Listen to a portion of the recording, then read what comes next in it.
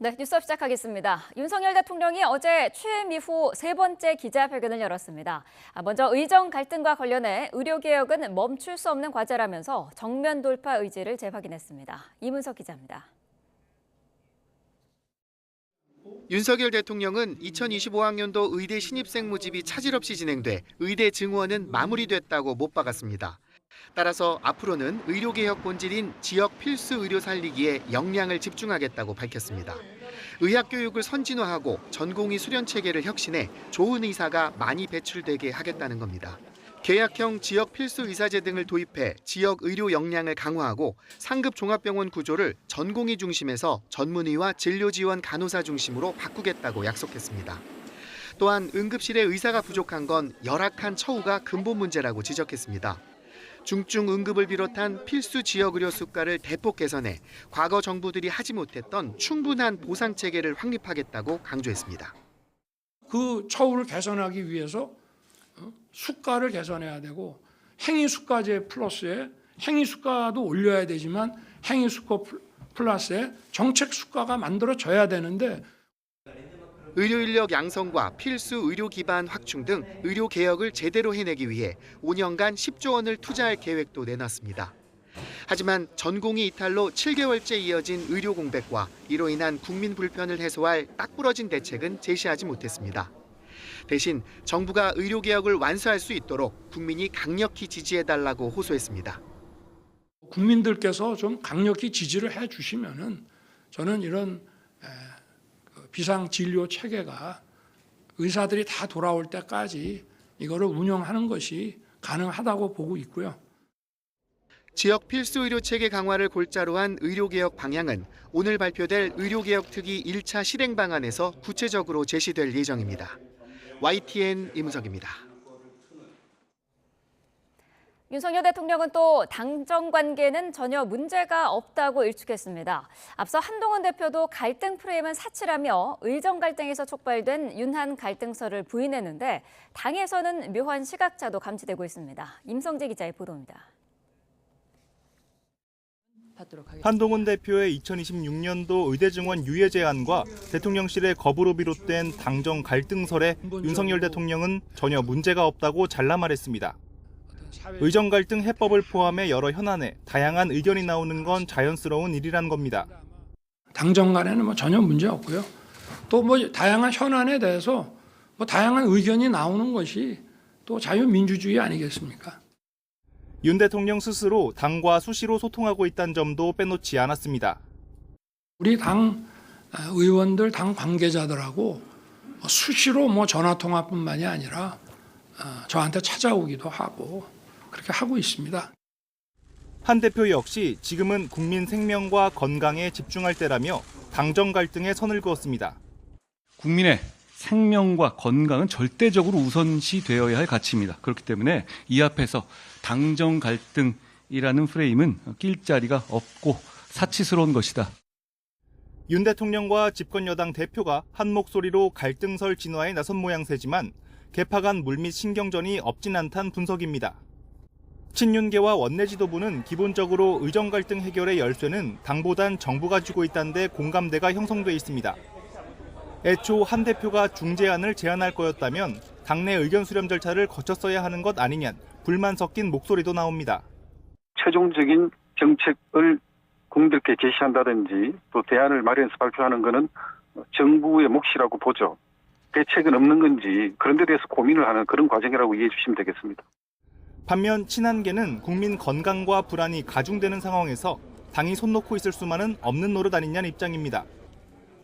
정부를 지원만 할 거면 당은 왜 필요하냐는 볼멘 소리도 터져나옵니다. 국민의 건강과 생명이 걸려있는 의료 문제를 개혁이란 이름으로 무작정 밀어붙일 수도 없습니다. 10년 뒤의 개혁 효과를 위해 지금 죽어도 좋다고 말할 환자와 가족들은 없을 것이기 때문입니다. 윤 대통령과 여당 지도부 간 만찬이 추석 연휴 이후로 연기된 것도 이 대통령실의 불편한 기류가 드러난 조치란 해석이 많습니다. YTN 임성재입니다. 국민의힘 한동훈 대표는 의료 공백 사태와 관련해 국민 불안감을 해소해 줄 만한 중재와 타협책이 필요하다고 밝혔습니다. 한 대표는 정기국회 대비 연찬회에서 기자들과 만나 새로운 대안이 필요할 만큼 응급실 수술실 상황이 심각한 상황이냐고 묻는다면 자신은 심각하다고 판단한다며 이같이 말했습니다. 이어 조기용 복지부 장관이 연찬회 보고서에서 현 의료 공백 상황을 충분히 관리 가능하다고 진단한 것을 두고 당국의 판단이 맞았으면 좋겠지만 그렇지 않다고 보는 분들도 대단히 많지 않느냐고 반문했습니다. 한 차례 연기됐던 여야 대표 회담은 다음 달 1일로 확정됐습니다. 한 대표 측이 전체 생중계를 요구했던 회담 형식은 일부만 공개하는 것으로 조율이 됐는데 의제 협의는 여전히 평행선을 달리고 있습니다. 나혜인 기자입니다. 올해 정기국회를 앞두고 각각 1박 2일 연찬회와 워크숍을 떠난 거대 양당이 다가오는 일요일에 대표회담을 열기로 합의했습니다. 민주당 이재명 대표가 코로나19에 감염되면서 만남이 미뤄진 지 일주일 만입니다. 여야 대표회담을 오는 일요일 9월 1일 오후 2시에 국회 본청 내에서 개최하기로 합의했습니다. 생중계 여부를 두고 입씨름이 오갔던 회담 형식은 여야 대표의 모두 발언만 공개하는 것으로 결정됐습니다. 양당의 정책위 의장과 수석 대변인도 회담장에 배석하기로 했습니다. 비공개 협의를 진행을 한 다음 수석 대변인이 마지막 회담 결과를 발표하는 그런 방식이 되겠습니다. 하지만 여야 대표가 만나 무엇을 논의할지는 아직 정하지 못했습니다. 민주당은 최상병 특검법과 25만 원 민생지원금 특별법에 더해 의료 대란 문제를 반드시 의제로 올려야 한다고 주장했지만 대통령의 자존심보다 귀한 게 국민 생명이고 국민의 삶입니다. 전향적인 자세로 당면한 민생 현안 해결에 앞장서 주시길 바라면서 국민의힘은 의정 갈등은 의사단체와 정부가 풀 일이지 국회에서 입법이나 예산으로 해결할 사안이 아니라며 대화 주제가 될 수 없다고 못 박았습니다. 대신 추석 명절 민생 회복책과 정쟁 중단, 정치개혁 방안을 만드는 데 머리를 맞대자고 요구했습니다. 더불어민주당은 분명히 우리의 발목을 잡을 겁니다. 뒤로 끌어다니는 힘보다 2배의 힘으로 앞으로 전진할 겁니다. 여당 측은 민주당이 대통령실과 여당 사이를 갈라칠 의제만 들이민다는 불쾌감도 내비쳤습니다. 민주당은 민주당대로 최상병 특검에 이어 가장 중요한 현안마저 피하면 뭐하러 회담을 하느냐고 맞받았습니다. 양측은 추가 실무 협의를 거쳐 구체적인 의제를 다시 좁혀본다는 계획입니다. 의제를 미리 정하지 않아도 여러 얘기를 나눌 수는 있지만 그럴 경우 실질적인 성과가 없는 사실상 빈손회담으로 끝날 가능성이 적잖기 때문입니다. YTN 나인입니다. 더불어민주당은 국민의힘 한동훈 대표가 제안한 제3자 추천 방식의 최상병 특검법을 당 차원에서 발의하는 방안을 검토하고 있는 것으로 알려졌습니다. 당 관계자는 기자들과 만나 제3자 추천 방식은 여당의 일각도 동의할 의원들이 있을 거란 기대 아래 다른 야당들과 의견을 모아 특검법을 발의하는 방안이 최근 의총에서 보고가 됐다고 설명했습니다. 이어 특검법 초안은 별로 중요한 문제는 아니고 추천 방식 외에는 손댈 곳이 없으니 초안은 이미 있는 것이나 마찬가지라고 답했습니다. 네, 방금 들은 소식입니다. 생산이 3달 연속으로 줄었습니다. 소비는 2달 만에 감소한 반면 설비 투자는 2달 연속 증가했습니다. 통계청이 발표한 7월 산업활동 동향에 따르면 지난달 전 산업 생산은 서비스업에서 늘었지만 반도체와 자동차 등 광공업에서 줄면서 한 달 전보다 0.4% 감소했습니다. 생산은 지난 5월 마이너스 0.8%, 6월 마이너스 0.1%에 이어 3개월째 마이너스를 기록했습니다. 소매 판매는 차량 연료와 승용차 등에서 판매가 줄어 1.9% 감소했습니다. 반면 설비 투자는 항공기 수입 등 운송 장비 투자가 큰 폭으로 늘면서 한 달 전보다 10.1% 증가했습니다. 지난 밤 사이에는 전국 곳곳에서 사고 소식이 잇따랐습니다. 어제 저녁 퇴근길에 인천 도심에서 화물차가 승용차와 버스를 잇따라 들이받아 버스 승객 등 18명이 다쳤습니다. 청주에서는 아파트 지하 주차장에서 불이 났는데 전기차는 아니어서 20분 만에 진화됐고 인명피해도 없었습니다. 신규혜 기자입니다. 승용차와 화물차의 앞부분이 완전히 찌그러지고 버스도 전조등이 부서진 채 멈춰 있습니다. 한창 퇴근길로 바쁜 저녁 시간, 인천 산곡동에서 1톤 화물차가 신호를 기다리던 승용차 3대를 들이받고 충격 여파로 승용차와 버스까지 잇따라 부딪혔습니다. 이 사고로 화물차 운전자 60대 남성이 크게 다쳤습니다. 버스 승객 17명도 병원으로 옮겨졌지만 모두 부상 정도는 심하지 않은 것으로 파악됐습니다. 경찰은 화물차 운전자가 치료를 마치는 대로 음주 여부 등 자세한 사고 경위를 조사할 계획입니다. 아파트 단지 안에 구급차와 소방차가 늘어서 있고 주민들이 걱정스러운 듯 나와 지켜봅니다. 충북 청주에 있는 아파트 지하주차장에서 불이 난 건 새벽 0시 50분쯤. 불은 주차된 차량에서 시작됐는데 전기차는 아닌 것으로 파악됐습니다. 방송에서 혹시 그 지하에 들어갔다가 안 올라온 가족들이 있는지 소방관에 신고해달라고. 근데 지금 주민들은 대부분 다 내려왔다가 일단 집으로 복귀하라고 일단 안내방송은 나왔습니다.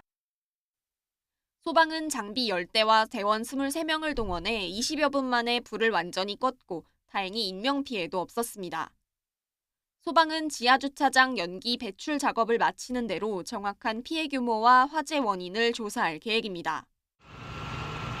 이보다 앞선 저녁 8시 40분쯤에는 경기 성남시에 있는 상가 건물 바깥 분리수거장에서 불이 났습니다. 불은 30여 분 만에 꺼졌고 다친 사람은 없었습니다. YTN 신기혜입니다. 서울 한복판에 있는 도로가 갑자기 꺼지면서 차량이 빠지는 사고가 발생해 2명이 다쳤습니다. 구청 등은 도로를 통제하고 정확한 사고 원인을 조사하고 있습니다. 사고 당시 상황을 배민혁 기자가 전해드립니다. 도로를 달리던 흰색 SUV 차량이 기우뚱하더니 그대로 쑥 땅속으로 사라집니다. 갑자기 도로가 꺼지고 차량이 왼쪽으로 쓰러지며 구멍에 빨려 들어갔는데 차체 대부분이 땅속에 빠져 문짝만 겨우 도로 위로 드러났습니다. 뒤에서 달리던 차량도 갑작스러운 상황에 놀라 멈춰섭니다. 서울 연희동에 있는 편도 4차선 도로에서 땅 꺼짐이 발생한 건 오전 11시 20분쯤. 구멍은 가로 6m, 세로 4m에 깊이는 2.5m로 차량 한 대가 빠지고도 남았습니다. 일하는 도중에 갑자기 웅성웅성거려서 밖에 나가봤는데 도로 건너편에 차가 빠져 있는 것을 보고 너무 충격을 받아가지고. 이 사고로 운전자 80대 남성은 복부를 크게 다쳤고 동승자인 70대 여성은 심정지 상태로 병원에 옮겨졌다가 맥박을 되찾았습니다. 대형 크레인을 동원해 차량을 빼냈지만 도로 통제는 계속됐습니다. 한쪽 방면 차선을 모두 통제하면서 차들이 반대 방향 한 개 차선과 인근 샛길로 우회했는데 평소 통행량이 많은 곳이라 극심한 정체가 빚어졌습니다. 사고 차량을 끌어올린 관할 지자체는 구멍 주변의 도로를 완전히 드러냈습니다. 혹시 모를 추가 피해를 막고 사고 원인을 조사하기 위해서입니다. 구청 등은 정확한 사고 원인을 파악하는 대로 도로 복구 작업에 나설 계획입니다. YTN 배민혁입니다. 서울시는 서울 연희동에서 일어난 땅꺼짐 사고와 관련해 관계기관, 전문가와 함께 현장을 조사해 재발 방지 대책을 마련할 예정이라고 밝혔습니다. 서울시는 매년 땅꺼짐 예방을 위해 정기 점검을 하고 있다며 사고가 난 구간은 지난 5월 당시에는 땅속 빈 구멍이 발견되지 않았다고 설명했습니다. 그러면서 이번 사고는 알 수 없는 원인으로 급작스럽게 발생한 것이라며 현장 조사를 마치는 대로 도로를 임시 복구하고 통행을 재개할 예정이라고 덧붙였습니다. 음주 뺑소니 사고를 내고 일부러 술을 더 먹어 음주운전 혐의 입증을 방해하려는 이른바 술타기 수법이 또 적발됐습니다. 수사당국은 사고 추가 음주량을 파악해 사고 당시 혈중 알코올 농도를 추정해내는 방법으로 음주운전에 해당한다고 판단했습니다. 임형준 기자입니다. 60대 A씨가 SUV 운전대를 잡고 왕복 2차로를 달립니다. 음주운전으로 60대 보행자를 친 뒤 달아나는 모습입니다. 보행자는 병원으로 옮겨졌지만 숨졌습니다.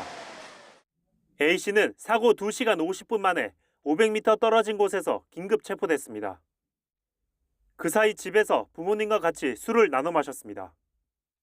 이른바 술타기 시도로 볼 수 있는 대목입니다.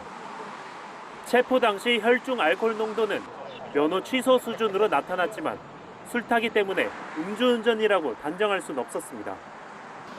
음주운전 혐의는 추가 음주량을 파악하면서 분명해졌습니다.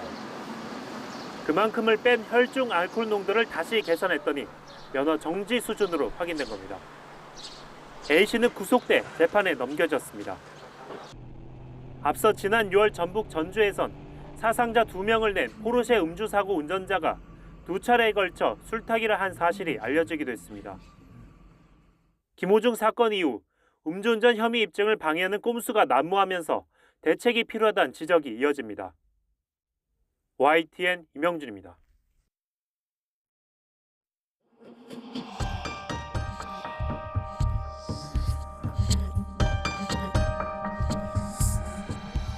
또 가해자를 잡기도 어렵고 잡는다고 해도 디지털 성범죄를 직접 처벌할 조항이 없다는 점이 문제로 지목되면서 딸이 피해를 본 것 같은데 어떻게 대처해야 할지 모르겠다며 답답해하는 반응도 보입니다.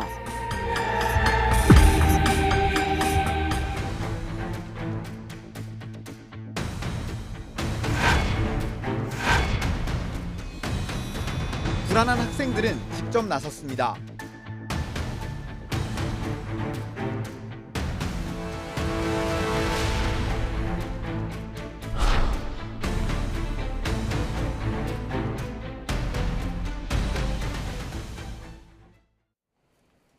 네, 딥페이크 사진을 합성한 성착취물 공포가 확산하는 가운데 전국 교직원 노동조합이 긴급 실태 조사를 벌였습니다. 전국 학교에서 500건 넘는 피해가 확인됐는데요. 불안에 떨던 학생들은 직접 나서 피해 학교 현황을 수집하고 대책 마련을 촉구했습니다. 안동훈 기자가 보도합니다. 전국 교직원 노동조합은 학교 안에서 벌어지는 불법 합성물, 딥페이크 성범죄 긴급 실태조사에 나섰습니다. 이틀 동안 조사에 응답한 2,492명 가운데 직간접적으로 피해를 경험한 경우가 517명에 달했습니다. 이와 관련해 협박을 당한 경우도 14건으로 조사됐습니다. 최근 SNS를 통해 불법 합성물 성범죄 피해 학교가 유출되면서 허위 피해를 빌미로 사진, 신상, 금전 등을 요구하는 협박이 추가로 발생하고 있다는 사실을 확인했습니다. 피해자 가운데는 불법으로 합성된 사진과 함께 이름과 직장, 전화번호까지 유출돼 일상이 무너진 교사와 불법 합성물을 만든 가해자가 경찰 조사까지 받았지만 퇴학은커녕 분리 조치도 이뤄지지 않았다는 피해 학생도 있었습니다. 수사와 사법 절차에 불신을 나타낸 경우도 응답자의 60%에 달했습니다. 디지털 성범죄에 해당하는 영상물 등 매체를 유포한 자뿐만 아니라 소지, 열람한 자까지 처벌하고 규제할 수 있는 규정을 마련해야 한다. 불안한 학생들은 직접 나섰습니다. 중학생 개발자들은 딥페이크 피해 학교 현황을 한눈에 볼 수 있는 온라인 지도를 만들었는데 공개 하루 만에 접속자가 300만 명을 넘었습니다. 사용자들이 좀 더 경각심을 가지고서 행동하실 수 있도록 피해 보시는 분들이 없으시도록 최대한 노력을 하는 그런 웹사이트를 만드는 게 저희 목표입니다. N번방 사건 당시 정부와 수사기관이 미온적으로 대응해 딥페이크 성범죄를 막지 못했다며 범정부적인 대책 마련을 촉구하기도 했습니다. 수업을 듣는 것, 캠퍼스를 거니는 것, 사람들과 교류하는 것, 대학에서 당연히 누릴 수 있어야 하는 모든 경험이 공포와 두려움으로 다가옵니다. 텔레그램 등 해외 기반 플랫폼이 불법 합성물 게시자 등을 추적하고 차단하는 데 협조하도록 정부가 강력하게 요청해야 한다는 목소리도 커지고 있습니다. YTN 양동훈입니다. 국민의힘과 정부는 딥페이크 성범죄 문제의 대책으로 형량을 최대 징역 5년에서 7년으로 강화하는 방안을 추진하겠다고 밝혔습니다. 김상훈 정책위의장은 허위 촬영물 처벌을 최대 징역 5년에서 7년으로 강화하고 신고센터 홈페이지 개설과 피해자 법률 의료 지원 등의 방안이 언급됐다고 설명했습니다.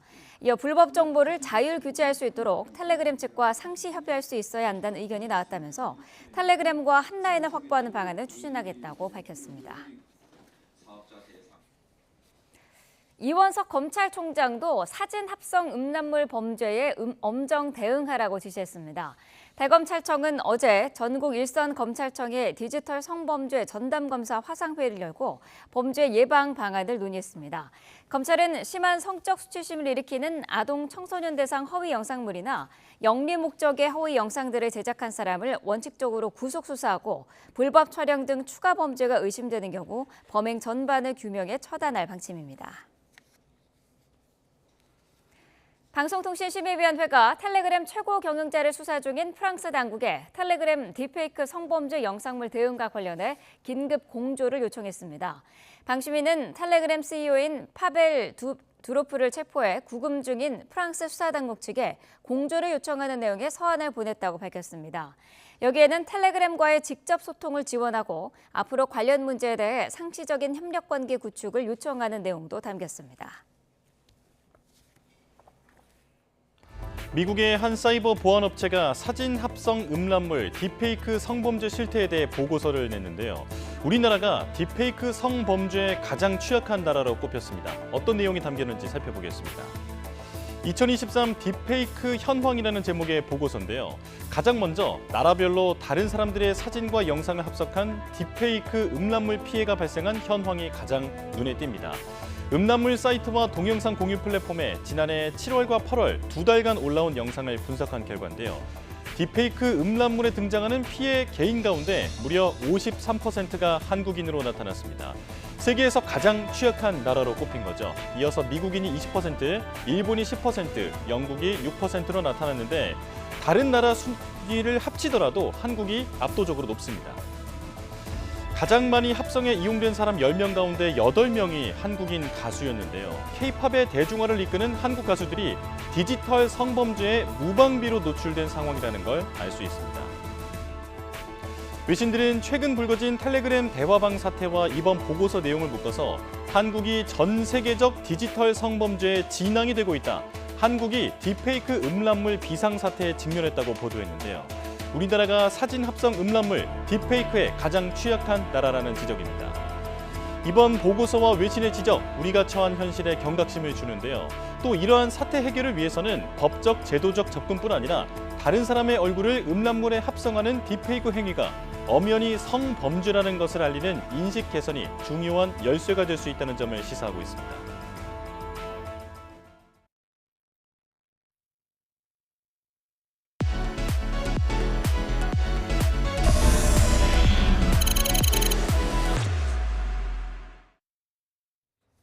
네, 이번에는 디지털 성범죄 피해를 입은 사실을 알게 됐을 때 어떻게 대응해야 할지 전문가와 자세히 알아보겠습니다. 디지털 성범죄 근절 연구 활동가 백가을 대표 연결돼 있습니다. 자, 대표님 안녕하십니까? 네, 안녕하십니까? 네, 자 먼저 대표님께서 디지털 성범죄 관련해서 어떤 활동을 하시는지 소개부터 해주시면 좋을 것 같습니다.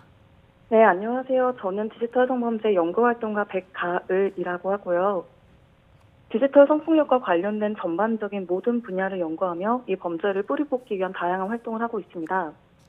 2017년 후반부터 2020년까지는 디지털 성범죄 아웃이라는 단체에서 활동하면서 몰카라는 표현을 디지털 성범죄로 바꾸고 상대의 동의 없는 촬영과 유포가 장난이 아닌 범죄라는 것을 드러내는 인식 개선 활동을 하기도 했었고요. 네. 지금도 디지털 성폭력과 관련된 사회적, 법적, 경제적, 그리고 기술적 분야 등에서 계속 연구를 진행하고 있습니다. 네. 자, 네, 지금은 법원의 성범죄 연구에서 자문위원 활동도 하면서 법조계와 일반 시민 사이에서 가교 역할을 하기 위한 노력도 하고 있습니다. 네. 지인의 사진을 합성한 영상이나 사진들이 대규모로 제작 유포되면서 지금 사회적인 논란이 되고 있는데요. 이런 행태가 언제부터 시작됐다고 봐야 될까요? 네, 지금 이슈가 되고 있는 성폭력이 디지털 성폭력이고 그렇고 특히 텔레그램에서 딥페이크라고 하는 기술을 활용하는 방식입니다. 네.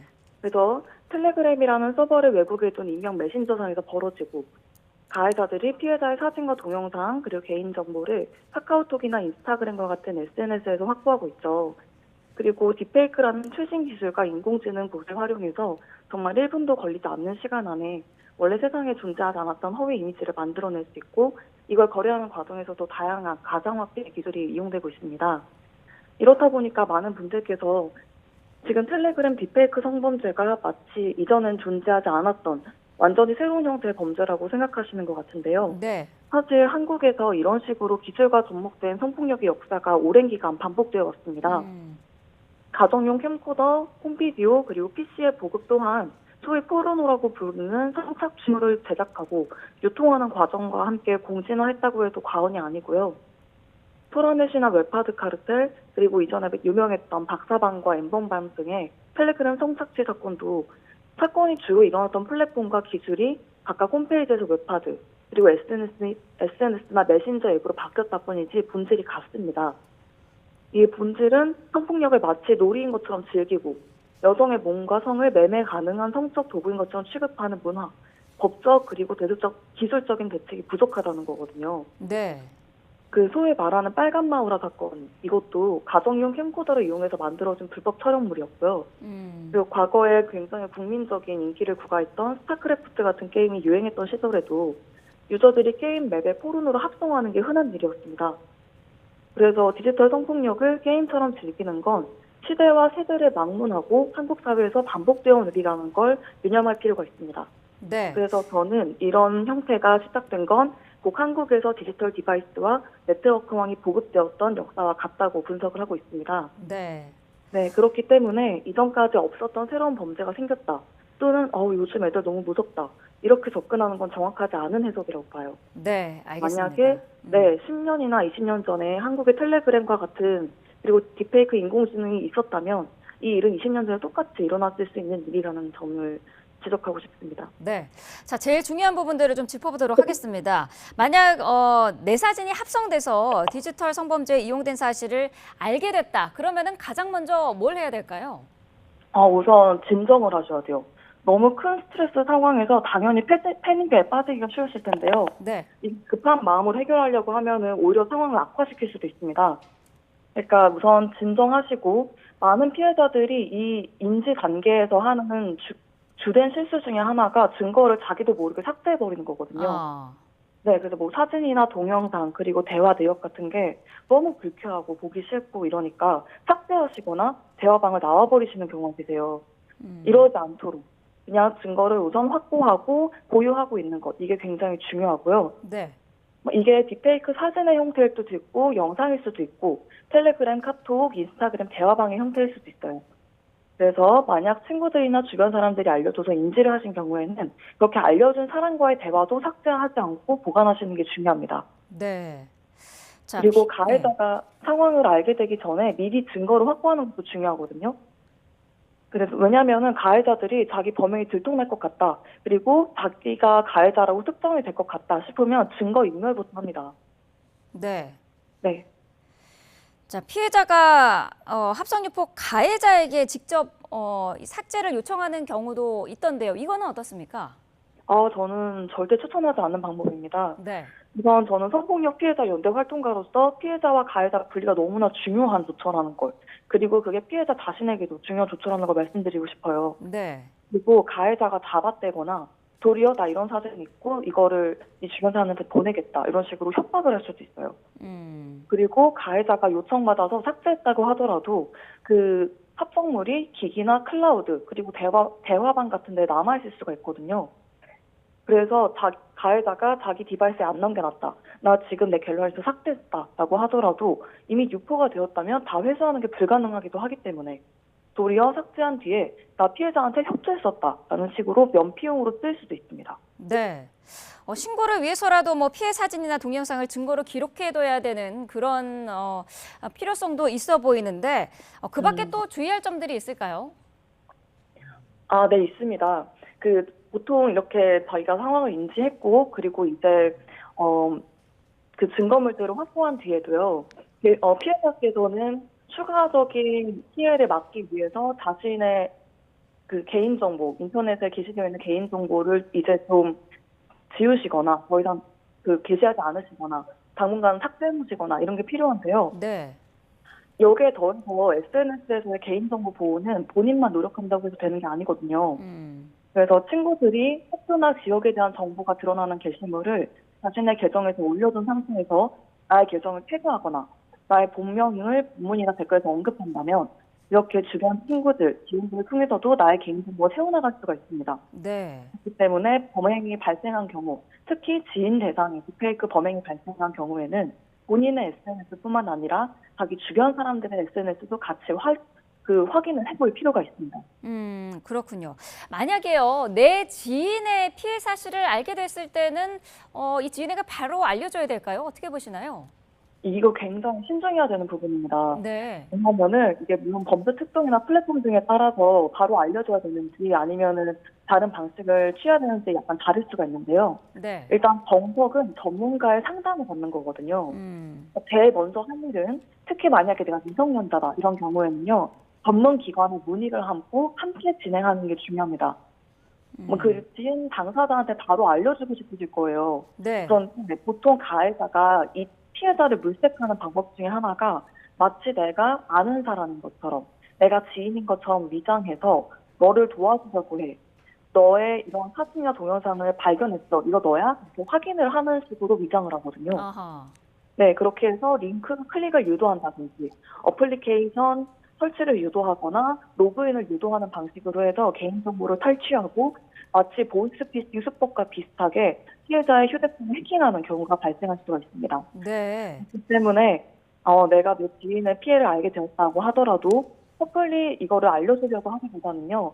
그 당사자한테 연락하기 이전에 우선 전문 기관과 상의를 하셔서 추진하시는 게 좋다고 알려드리고 싶습니다. 네. 내가 아는 사람이랑 뭐 얼굴이 좀 닮은 것 같아서 이거 누구 맞냐라고 영상을 전달하면 그것도 범죄가 될 수 있다고요? 물론입니다. 이런 경우에는 이게 바로 디지털 성범죄의 유포가 될 수가 있습니다. 네.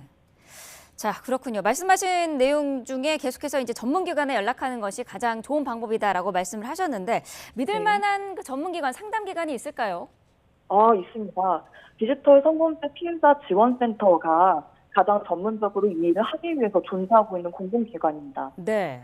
네, 여기에서 피해자의 그 사건 상담과 더불어서 삭제 지원까지 하고 있으니까요. 다른 데 찾아가지 마시고 디지털 성범죄 피해자 지원센터를 찾으시길 바랍니다.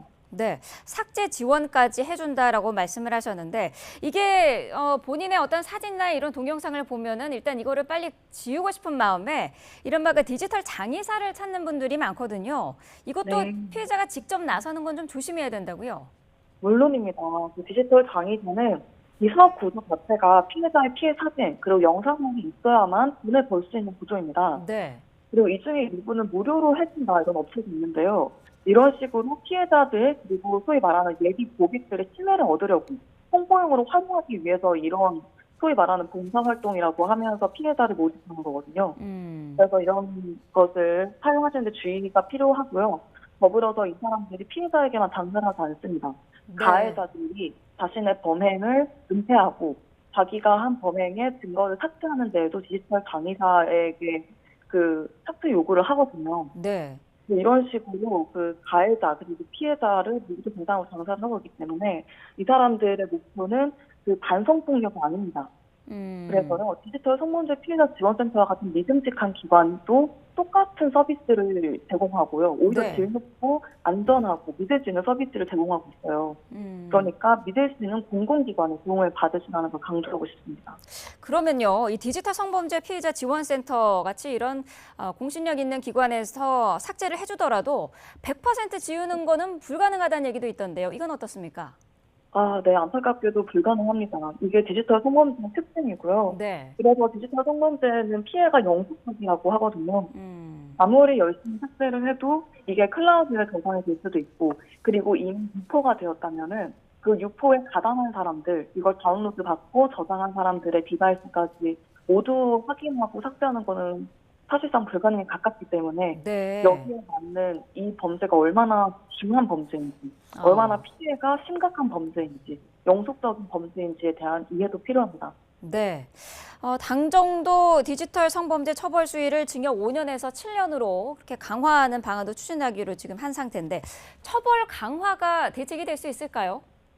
일부 대책이 될 수는 있습니다. 네. 디지털 성범죄가 엄중한 성범죄라는 사회적 합의의 변화를 이끌 수는 있겠죠.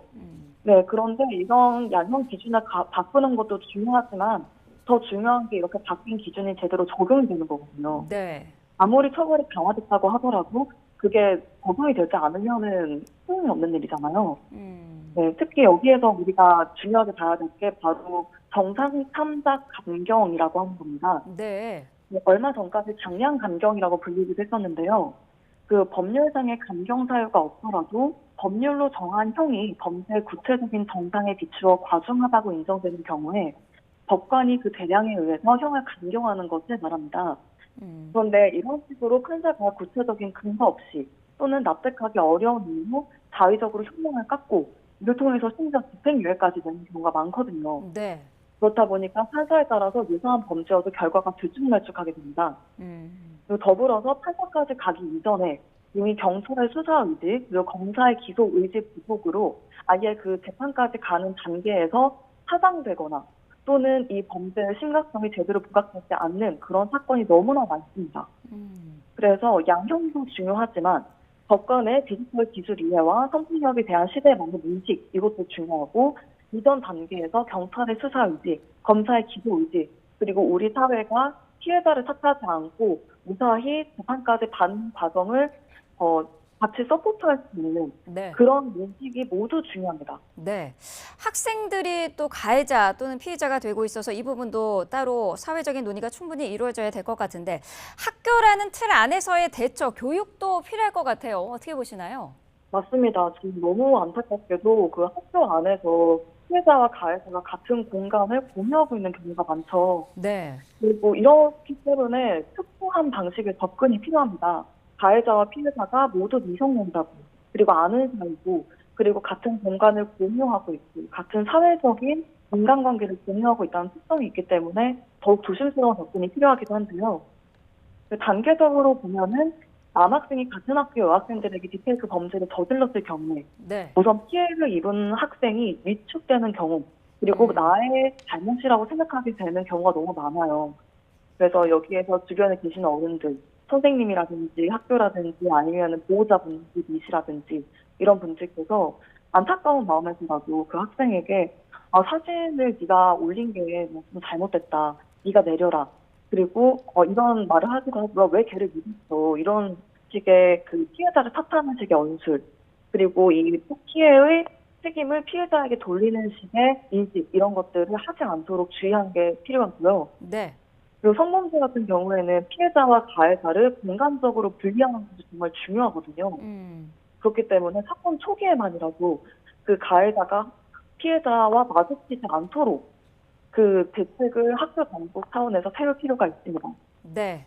네, 그리고 학교에서 범죄를 은폐하거나 축소하려는 시도가 안타깝지만 너무 많고 너무 많이 봤고요. 네. 그래서 이런 경우가 발생하지 않도록 정말 큰 주의와 노력이 필요합니다.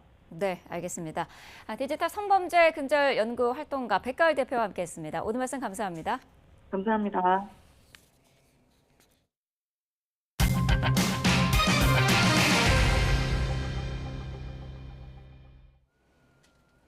네, 10호 태풍 산산이 일본 열도를 강타하고 있습니다. 강풍에 의한 건물 파손 등 피해가 속출하고 하천이 범람하면서 규슈 일대 주민 225만 명을 대상으로 대피 지시가 내려졌습니다. 도쿄에서 김세호 특파원이 보도합니다. 흙탕물로 변한 하천이 주변의 주택가를 삼킬 듯 거칠고 빠른 기세로 흐릅니다. 도로는 물바다로 변했고 트럭들은 절반 가까이 잠긴 채 멈춰서 있습니다.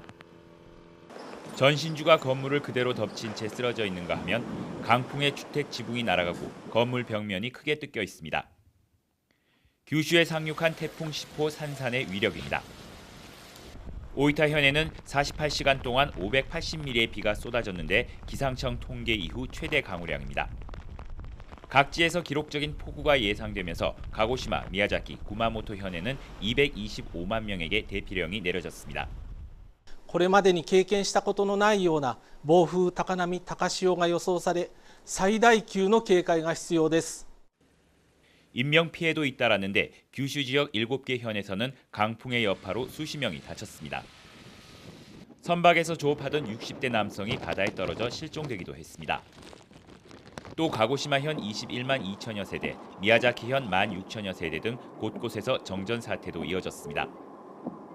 태풍으로 인한 습한 공기의 영향으로 태풍에서 다소 떨어진 곳도 안심할 수 없습니다. 태풍이 도달하기 전 아이치현에서는 기습폭우로 무너져 내린 토사가 가정집을 덮쳐 일가족 5명 중 3명이 숨졌습니다. 규슈 신칸센 고속열차도 운행이 중단되고 일부 고속도로는 통행이 금지됐습니다. 규슈와 시코쿠를 오가는 항공편 수백 편도 결항했습니다. 태풍은 느린 속도로 일본 열도를 종단할 가능성이 높아 추가 피해에 대한 우려도 커지고 있습니다. 도쿄에서 YTN 김세호입니다. 네, 10호 태풍 산산이 규슈 북부 오이타현에서 이동하고 있는 가운데 일본 전역에서 직간접적인 영향에 의한 피해가 속출했습니다.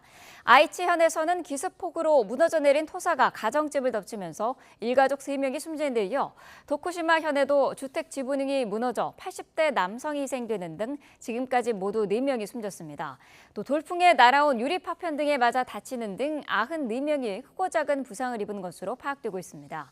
가고시마에서는 소형 선박에서 조업하던 60대 남성이 바다에 떨어져 실종됐습니다. 우리나라는 북쪽에서 찬 공기가 남하해서 다행히 이번 최강 태풍의 북상은 피할 수가 있었습니다. 하지만 초가을까지 늦더위가 예고된 올해 앞으로 가을 태풍이 북상할 가능성도 있어서 지속적인 대비가 필요합니다. 정혜윤 기자입니다. 사상 최강 태풍으로 일본에 역대급 피해를 줄 것으로 예상되는 10호 태풍 산산. 이번 태풍의 한반도 북상을 막은 건 북쪽에서나마 한 찬 공기입니다. 최근 우리나라는 견고하게 덮였던 상층의 더운 고기압이 약해지면서 강한 한기가 남부 내륙까지 내려온 상황. 이 때문에 태풍의 길이 한반도가 아닌 일본으로 열렸습니다. 찬 공기가 태풍의 방어막 역할을 한 셈입니다. 기상청은 우리나라는 태풍으로 인한 큰 영향은 없지만 서쪽에는 폭염이, 동해안에는 비바람이 이어지고 해상에서는 너울성 파도가 나타날 것으로 예상했습니다. 태풍 산산의 영향으로 제주도 해상과 남해상, 동해상에는 매우 높은 물결과 강풍이 예상되고 해안가에도 너울이 있겠으니 각별히 주의하시기 바랍니다. 기상청은 이번 태풍이 일본을 지난 뒤 다음 주에는 기온이 다소 떨어지며 폭염이 잠시 주춤할 것으로 예상했습니다. 하지만 가을이 시작되는 9월에는 다시 늦더위 속에 먼 남해상에서 태풍의 씨앗인 열대요란이 발생할 것으로 내다봤습니다. 가을 태풍의 위험이 존재하는 건데 기상청은 또 다른 태풍의 북상은 아직 변수라는 입장입니다. 굉장히 변동성이 큽니다. 일부 모델은 우리나라 남쪽에서 북상을 해서 중국 남부 내륙으로 유입하는 그러한 경향을 보이는 모델들도 있고 또한 다른 어떤 모델은 예측장이 끝까지 나오질 않아서 하지만 일부 전문가들은 9월 태풍의 발생 위치와 한반도로 남하하는 찬 공기의 통로가 어디로 형성되느냐에 따라 가을 태풍 영향 가능성도 있다고 분석합니다. 태풍의 발생이 좀 더 서쪽 해역에서 일어나고 또 하필 북쪽 찬 공기의 파동 양상에 따라서 북상하는 통로가 보다 서쪽으로 열린다면은 우리나라도 언제든지 태풍의 피해를 맞이할 수 있는 여건입니다. 올해는 라니냐의 경향과 온난화가 겹쳐서 북태평양 서쪽 해역의 바닷물 온도가 매우 높게 유지되고 있어서 따뜻하게 부풀어 오른 고기압의 영향이 다른 시기에 비해서 오래 갈 수 있는 상황입니다. 9월에도 상층으로 고기압이 버텨준다는 건 쉽게 기온이 내려가지 않는다는 거죠. 가을 태풍이 만들어진다면 한반도 주변까지 올라올 가능성도 있다고 봐요. 찬 공기가 한반도를 뒤덮기 시작했지만 늦더위가 남아있는 초가을까지는 지속적인 대비가 필요해 보입니다. YTN 정혜윤입니다. 네, 지금 시각 오전 8시 34분 지나고 있습니다. 오늘 날씨 어떨지 날씨 스튜디오 연결해서 알아보겠습니다. 윤수빈 캐스터. 네, 윤수빈입니다. 오늘의 날씨 먼저 키워드로 알아볼까요? 바로 가을의 시작과 환절기입니다. 올여름 기록적인 열대야와 폭염에 지친 분들 많으시죠? 이렇게 심한 더위는 주말인 내일까지만 견디시면 되겠습니다. 모레면 9월, 그러니까 본격적인 가을이 시작되는데요. 이 시기에 맞춰 끝나지 않을 것만 같던 더위도 점차 누그러지겠습니다. 하지만 여름에서 가을로 넘어가는 환절기에는 감기에 걸리기 쉬운데요. 최근 코로나 환자도 또다시 증가하는 추세를 보이고 있습니다. 환절기 건강을 지키기 위해서는 실내외 온도차가 5도 이상 크게 벌어지지 않도록 신경 써주시고요. 틈틈이 손을 씻는 습관을 가지는 것도 중요하겠습니다. 네, 서울은 오늘도 낮 기온이 크게 오른다고요? 네, 8월의 마지막 출근길 서울은 비교적 선선한 날씨를 보이고 있습니다. 하지만 낮 동안에는 맑은 하늘 아래 강한 일사가 내리쬐면서 기온이 크게 오르겠는데요. 정오에는 32도, 오후 2시에는 34도까지 오르겠고요. 퇴근길 무렵부터 기온이 다시 떨어지기 시작해 저녁에는 25도 안팎을 보이겠습니다. 동해안을 제외한 대부분 지역에 폭염특보가 발령 중인 가운데 오늘도 서쪽 지방을 중심으로 기온이 크게 오르겠습니다. 그 밖의 지역 낮 기온도 살펴보면 대전과 광주가 34도까지 오르겠고요. 반면 동풍의 영향을 받는 동해안 지역은 속초가 27도 등에 머무르겠습니다. 오늘도 내륙은 대체로 맑겠지만 동해안을 중심으로는 낮까지 5에서 30mm의 산발적인 비가 더 내리겠고요. 특히 영남 해안에서는 초속 20m 안팎의 강한 바람도 불겠습니다. 또 남해안과 동해안, 제주도 해안에서는 당분간 너울성 파도를 조심해 주셔야겠습니다. 주말과 휴일 날씨도 자세히 전해주시죠. 네, 주말인 내일도 서쪽 지방은 33도 안팎의 더위가 이어지겠고요. 영동 중남부에만 오후 한때 비가 내릴 뿐 그 밖의 지역은 대체로 맑겠습니다. 9월의 첫날인 휴일에는 서울 한낮 기온이 31도로 더위의 기세가 한풀 꺾일 전망입니다. 지금까지 날씨엔 키워드였습니다.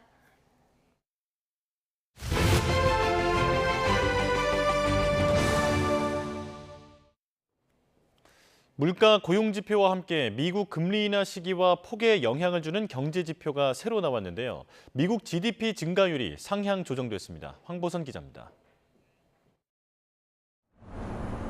올해 2분기 미국 국내 총생산 GDP가 1분기보다 3.0% 증가한 거로 수정됐습니다. 지난달 발표된 속보치 2.8%보다 0.2%포인트를 높인 겁니다. 2분기 GDP 성장률은 또 1분기 1.4%의 2배가 넘습니다. 미 상무부는 더 강해진 개인 소비를 반영한 결과라고 설명했습니다. 이를 뒷받침하듯 2분기 개인 소비 증가율이 속보치 2.3%에서 잠정치 2.9%로 상향 조정됐습니다. 민간 지출 증가율도 2.6%에서 2.9%로 올렸습니다. 고금리 실업, 임금 증가세 둔화, 가계저축 감소 등에 따라서 소비가 부진해질 것이라는 예상과 달리 미국 경제가 더 탄탄해지고 있는 겁니다. 기준금리를 다음 달에 인하할지 한다면 어느 정도나 할지 고심 중인 미 연방준비제도엔 부정적 변수를 줄여준 셈입니다. 새 물가 지표도 연준의 고민을 덜어줍니다. 개인 소비 지출 PCE 가격지수 상승률이 속보치보다 0.1%포인트 떨어진 2.5%로 조정된 겁니다. 변동성이 큰 식품과 에너지 가격을 제외한 근원 PCE 가격지수도 속보치보다 0.1%포인트 내린 2.8%로 나왔습니다. 미 연준의 목표 물가 상승률은 2%입니다. YTN 황보선입니다. 인공지능 AI 칩 선두주자 엔비디아가 주가가 실적 발표 다음 날인 현지 시간 29일 하락 마감했습니다. 뉴욕 증시에서 엔비디아 주가는 전날보다 6.38% 내린 117.59달러에 거래를 마쳤습니다. 종가 기준으로 지난 14일 이후 처음 120달러 아래로 떨어졌습니다. 시가총액도 2조 8,920억 달러로 떨어지면서 3조 700억 달러의 마이크로소프트의 시총 2위 자리를 다시 내줬습니다. 이날 주가 하락은 전날 월가의 예상을 웃도는 실적 발표에도 시장의 더 높은 기대 심리를 충족하지 못했기 때문으로 풀이됩니다. 가상화폐 대장주 비트코인이 현지 시간 29일 미 경제지표 호주에 힘입어 한때 6만 달러 선을 회복했습니다. 미 가상화폐 거래소 코인베이스에 따르면 미 동부 시간으로 29일 오후 2시 10분 비트코인 한 개당 가격은 24시간 전보다 2.69% 오른 6만 521달러에 거래됐습니다. 이는 이날 발표된 미 경제지표의 영향으로 보입니다. 미 상무부가 발표한 올해 2분기 국내 총생산 GDP는 전분기보다 3% 증가해 미국 경제가 여전히 견조함을 나타냈습니다. 카멀라 해리스 미국 부통령이 대선 후보가 된 뒤 첫 언론 인터뷰에서 공화당 출신 인사를 차기 내각에 기용하겠다고 밝혔습니다. 트럼프 전 대통령은 해리스가 무능한 공산주의자라며 공격 수위를 높였습니다. 워싱턴 권중기 특파원입니다. 언론 인터뷰를 회피한다는 트럼프의 비판이 이어진 가운데 CNN과 마주 앉은 해리스 부통령. 불법 이민 등 각종 현안에 대한 입장이 바뀌었다는 지적에 중요한 건 자신의 가치관은 변하지 않았다는 거라고 답했습니다. Prosecuting transnational criminal organizations, violations of American laws regarding the illegal passage of guns, drugs, and human beings across our border. My values have not changed. 또 자신이 집권하면 공화당 출신 인사를 내각에 앉히겠다고 약속했습니다. When some of the most important decisions are being made that have different views, different experiences. And I think it would be to the benefit of the American public to have a member of my cabinet who was a Republican. 경합주인 미시간에서 경제정책 연설에 나선 트럼프 전 대통령은 주로 해리스 비판에 열을 올렸습니다. 이제야 언론 인터뷰에 응할 만큼 능력이 없다고 비난하고 Look, she's incompetent. She can't do an interview? It's been months. I just did an interview backstage. 선거에 이기기 위해 자신의 공약을 따라하고 있다며 공산주의자 공격을 이어갔습니다. She's flip-flopping. She's the greatest flip-flopper. Things that she never even thought of. She probably goes back to her room and gets sick to her stomach when she says what she has to say because she's a Marxist. She's a fascist. 이런 가운데 제3후보였던 케네디 주니어가 사퇴한 뒤 실시된 여론조사에서는 7개 경합주에서 백중세를 보였습니다. 해리스와 트럼프가 3승 1무 3패로 누구도 승리를 장담할 수 없는 판세로 나타났습니다. 대선 후보로서 첫 인터뷰를 마친 해리스는 이제 트럼프와의 첫 승부처가 될 다음 달 토론 준비에 초점을 맞출 계획입니다. 워싱턴에서 YTN 권중입니다. 사흘 일정으로 중국을 방문한 제이크 설리번 미국 백악관 국가안보보좌관이 중국 측에 미국 대선에 개입하지 말라는 뜻을 전했다고 밝혔습니다. 설리번 보좌관은 베이징 주중 미국 대사관에서 진행한 브리핑에서 중국 당국자들을 만날 때마다 어떤 국가도 미국 선거에 개입하는 것은 용납할 수 없다는 점을 분명히 강조한다고 말했습니다. 중국과 필리핀의 남중국해 영유권 분쟁에 관해서는 필리핀과 중국의 직접 대화를 지지한다고 말했습니다. 제이크 설리번 미국 백악관 국가안보보좌관은 또 중국 측에 미국의 완전한 한반도 비핵화 기조를 강조했다고 밝혔습니다. 해리스 부통령의 대권 도전 출정식이었던 최근 민주당 전당대회에서 채택된 당 강령에 한반도 비핵화 언급이 삭제돼 논란이 된 가운데 현 바이든 행정부의 외교안보 최고위 인사가 완전한 한반도 비핵화 목표에 변함이 없음을 재확인한 것입니다.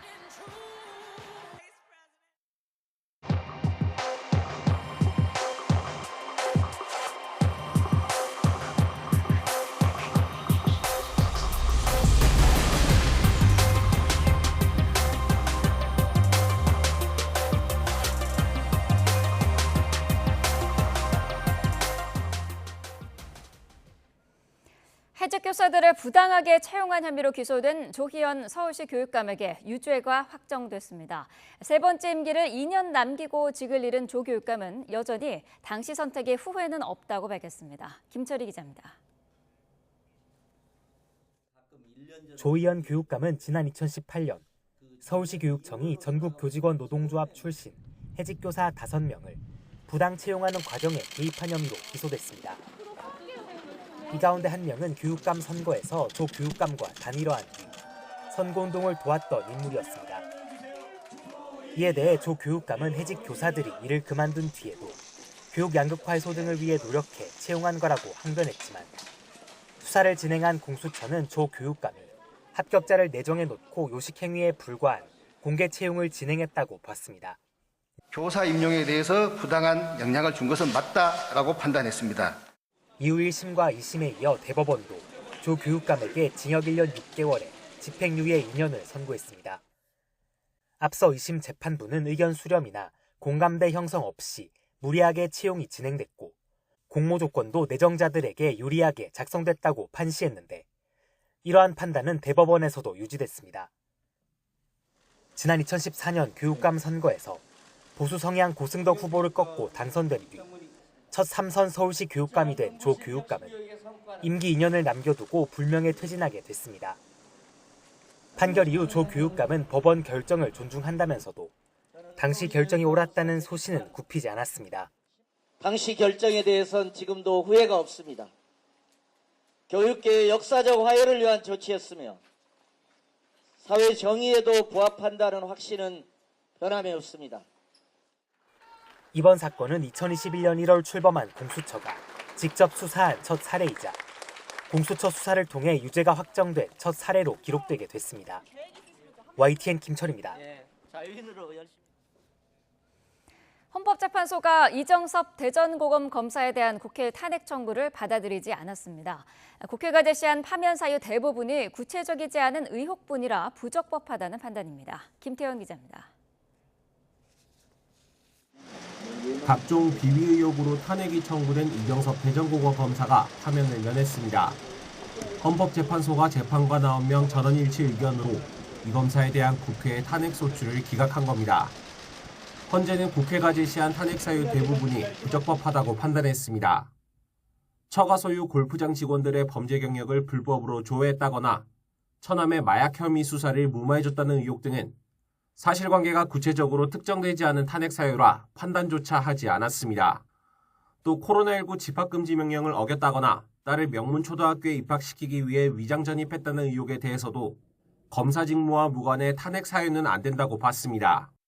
이 검사가 과거 김학의 전 법무부 차관의 뇌물사건 재판에서 증인신문 전에 증인을 면담해 무죄 선고의 빌미를 줘 위법하다는 주장에 대해서도 사전 증인 면담을 금지하는 법 규정도 따로 없는 데다가 이 검사의 직무 수행이 불성실했다고 보기도 어렵다고 판단했습니다. 다만 이와 관련해 김기영, 문영배 재판관은 이 검사가 국가공무원법상 성실 의무나 헌법상 공익실현 의무를 어긴 것이라는 별개 의견을 냈습니다. 하지만 그 위반 정도가 이 검사를 파면할 정도에는 이르지는 않는 만큼 탄핵 청구가 기각돼야 한다는 생각은 같다고 덧붙였습니다. 검사가 탄핵 대상이 안 된다는 내용 등을 빼면 이 검사 측 주장 대부분이 받아들여진 셈입니다. 재판소께서 많이 고심하셔서 탄핵 제도의 본질에 맞는 판단을 해준 것으로 생각하고 있습니다.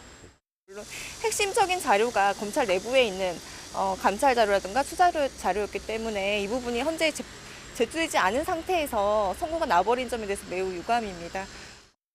지난 5월 안동환 검사에 이어서 이 검사도 헌재 결정으로 파면을 피하게 되면서 곧바로 직무에 복귀할 수 있게 됐습니다. 다만 이 검사를 둘러싼 의혹들에 대해선 검찰과 고위공직자범죄수사처가 수사를 이어갈 예정입니다. YTN 김태원입니다. 네, 국민의힘은 이정섭 대전고등검찰청 검사 탄핵소추가 기각되자 민주당이 마땅히 사과하고 그에 상응하는 정치적 책임을 져야 한다고 주장했습니다. 주진우 당 법률자문위원장은 입장문을 내고 민주당은 이재명 대표 방탄을 위한 탄핵소추 남발과 기각에 사죄해야 한다며 이같이 지적했습니다. 민주당의 아니면 말고식의 표적 탄핵은 수사검사를 향한 명백한 정치보복이자 사법테러라며 현재 민주당이 독단적으로 추진하는 검사 4명 탄핵 청문회 역시 즉각 중단해야 한다고 촉구했습니다. 네, 더불어민주당은 매우 유감이라고 밝혔습니다. 조승래 수석대변인은 서면 브리핑에서 헌재는 이 검사 의혹 상당 부분을 소추 사유가 특정되지 않았다는 이유를 댔지만 실체적 규명 노력은 전혀 하지 않았다며 이같이 지적했습니다. 이어 헌재 기각 결정이 국민의 법 상식에 부합하는지 묻지 않을 수 없다며 민주당은 국회 법제사법위원회 차원에서 이 검사 비리 의혹의 실체 규명 노력을 계속해 나가겠다고 강조했습니다. 네, 아시아에서 제기된 첫 기후 소송에서 정부의 부실 대응이 일부 인정됐습니다. 정부가 2031년 이후 온실가스 감축량은 아예 설정하지 않은 건 미래 세대의 기본권을 침해해 헌법에 어긋난다는 헌법재판소의 결정이 나왔습니다. 홍민기 기자입니다. 헌법재판소 앞에 현수막과 손팻말을 든 시민들이 모였습니다. 지난 2020년 아시아에서 처음으로 제기된 기후 소송에서 헌재가 시민들의 손을 일부 들어준 겁니다. 판결은 끝이 아닌 헌재가 헌법에 어긋난다고 본 건 2030년까지의 온실가스 감축 목표를 제시한 탄소중립기본법 8조 1항입니다. 해당 조항이 2030년까지의 감축 목표만 정하고 있을 뿐 2031년부터 2049년까지 19년만큼의 감축 목표에 대해선 어떤 형태의 기준도 제시하지 않았다는 겁니다. 이는 기후위기에 대한 보호 조치로서 최소한의 성격도 갖추지 못해 미래 세대의 과중한 부담으로 이어지고 결과적으로 건강하고 쾌적한 환경에서 살 권리, 즉 환경권을 침해한다는 게 헌재 판단입니다. 헌재는 다만 환경단체가 가장 문제 삼았던 2030년까지의 감축 목표 자체는 중간 목표에 해당해 당장 국민의 기본권을 침해하지는 않는다고 봤습니다. 절반의 성공에 가깝지만 정부의 기후위기 대응책이 부실하면 환경권 침해로 볼 수 있다고 처음으로 인정했다는 점에서 의미가 있다는 평가입니다. 앞으로 저와 같은 어린이들이 헌법소원에 나서지 않아도 되는 세상을 만들기 위해 이번 판결이 더 큰 변화를 일으킬 수 있기를 바랍니다. 이미 네덜란드나 독일 등에선 정부의 부실한 기후위기 대응이 기본권 침해라는 판결이 잇따라 나오고 있는 상황. 환경부는 헌재의 헌법 불합치 결정을 존중하고 후속 조치를 충실히 이행할 계획이라고 밝혔습니다. YTN 홍민기입니다. 어제 오후 3시 반쯤 경기도 의왕시 고천동에서 5톤짜리 화물차가 앞서가던 차량 11대를 들이받았습니다. 이 사고로 70대 화물차 운전자 A씨와 다른 차량에 탑승했던 시민들이 다쳐 병원으로 옮겨졌습니다. A씨는 음주 상태는 아니었던 것으로 확인됐는데 제동장치가 작동하지 않았다고 경찰에 진술한 것으로 파악됐습니다. 오늘 새벽 0시 50분쯤 충북 청주시 사직동에 있는 아파트 지하 주차장에 주차된 차량에서 불이 났습니다. 불이 나자 소방은 장비 10대와 대원 23명을 투입해 20여 분 만에 화재를 진압했고 다친 사람은 없었습니다. 불이 난 차량은 전기차는 아닌 것으로 파악됐습니다. 어제 오후 5시쯤 전남 장흥에 있는 풍력발전소에서 작업자 2명이 감전됐습니다. 20대 남성 1명이 중상, 30대 남성 1명이 경상을 입고 병원으로 옮겨졌는데 중상자는 내부 장기 손상이 의심되는 상태로 전해졌습니다. 사고 당시 20대 작업자가 냉각수 점검을 하다가 전력 설비에 닿아 감전되자 동료를 도우려던 30대 작업자도 함께 감전된 것으로 조사됐습니다. 충남 태안에서 휘발유통을 들고 군수실을 찾아가 방화를 시도한 공무원이 경찰에 붙잡혔습니다. 군청 산하 사업소에서 근무하던 피의자는 경찰 조사에서 업무 갈등이 있었다고 주장한 것으로 전해졌습니다. 이상곤 기자입니다. 파란색 화물차가 주유소에 들어옵니다. 운전석에서 내린 남성은 플라스틱 통에 휘발유를 받은 뒤 차에 싣습니다. 잠시 뒤 순찰차가 화물차 앞을 막아서고 운전자가 차를 후진하려 하지만 경찰이 차 문을 열고 제지합니다. 경찰에 붙잡힌 사람은 충남 태안군의 한 사업소에 근무하는 50대 공무원 A씨. 태안군청 군수실에 휘발유통과 라이터를 들고 찾아가 불을 지르겠다며 난동을 부리고 달아났다가 경찰에 붙잡혔습니다. 당시 가세로 태안군수는 자리에 없었고 직원들이 곧바로 제지해 A씨는 불을 지르지 못한 것으로 조사됐습니다. 업무적인 얘기를 한번 하고 그다음에 바로 들고 왔던 기름통을 뚜껑을 열고 오른쪽에 주머니에 라이터가 있었는데 그거를 이제 잡으려고 하는데 저희가 비서진 2명에서 양쪽 팔을 잡아서 제지를 했죠. 경찰 조사에서 A씨는 직장에서 업무와 관련한 갈등이 있었다고 주장한 것으로 알려졌습니다. A씨는 군수실을 찾아가기 전 자신의 사무실에서도 난동을 부린 것으로 전해졌습니다. 책상 유리가 깨지고 컴퓨터 키보드가 부서졌지만 다행히 다친 사람은 없었습니다. 경찰은 A씨가 정신과 약을 먹어왔다는 진술을 확보하고 이번 사건과의 연관성을 조사하고 있습니다. 병원 처방을 받아서 약을 복용하고 있는 상태인데 오늘 아침에는 약을 안 먹은 것 같아요. 지금만 한 달 동안은 컨트롤을 다 했거든요. 경찰은 A씨에 대한 조사를 마치는 대로 방화 예비와 공용물건 손상 등의 혐의로 구속영장을 신청할지 검토할 계획이라고 밝혔습니다. YTN 이상곤입니다. 지난해 서울 신림동 등산로에서 처음 보는 여성을 무차별 폭행하고 살해한 최윤종이 무기징역을 확정받았습니다. 대법원은 최윤종이 살인을 다시 저지를 위험성이 있다며 30년 동안 전자장치를 부착해야 한다고도 판단했습니다. 김다현 기자입니다.